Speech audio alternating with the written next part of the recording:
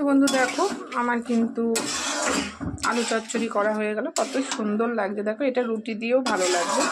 তো রাতে রুটি দিয়ে খাওয়া হবে বলেই করা হলো।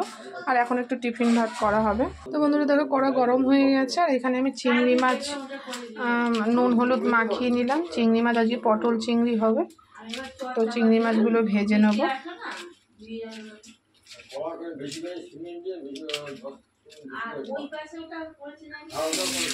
কড়াতে তেল দিয়ে দিয়েছি। তো চলো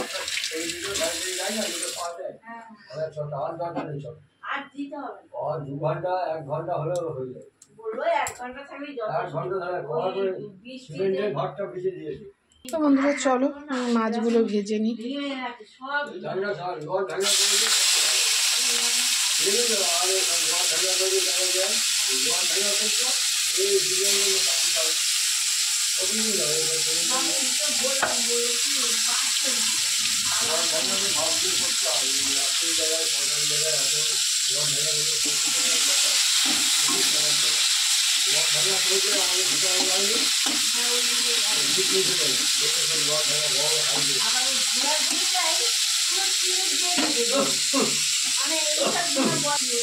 তো দেখো চিংড়ি মাছটা ভাজা হোক, তারপরে